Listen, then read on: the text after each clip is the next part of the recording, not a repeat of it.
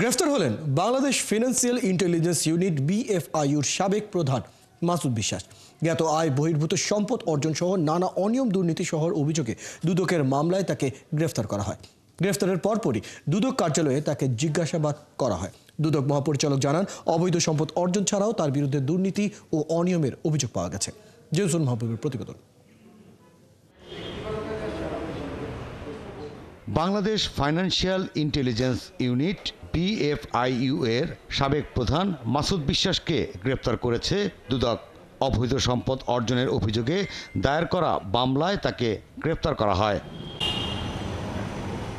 গত ২ জানুয়ারি ১,৪৭,৭২,৬২২ টাকা জ্ঞাত আয় বহির্ভূত সম্পদ অর্জনের অভিযোগে বিএফআইইউ এর সাবেক প্রধান মাসুদ বিশ্বাসের বিরুদ্ধে মামলা করে দুদক।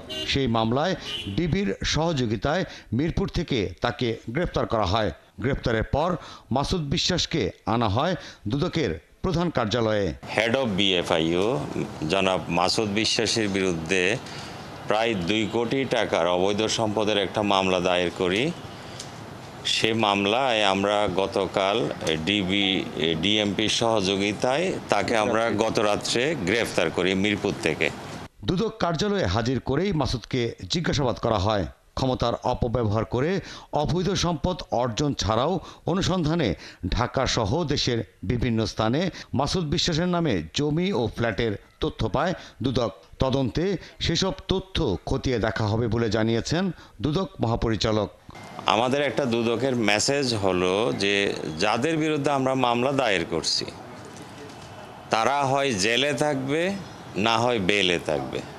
অর্থাৎ যাদের বিরুদ্ধে আমরা মামলা রুজু করছি প্রত্যেকেরই আমরা এরকম গ্রেফতারের জন্য প্রচেষ্টা চালাবো, কেউ বাইরে থাকবে না।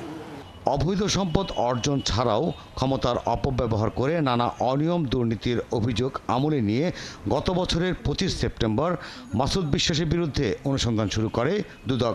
৩ অক্টোবর বিদেশ যাত্রায় নিষেধাজ্ঞা জারি করা হয়। জেমসন মাহবুব, ৭১, ঢাকা।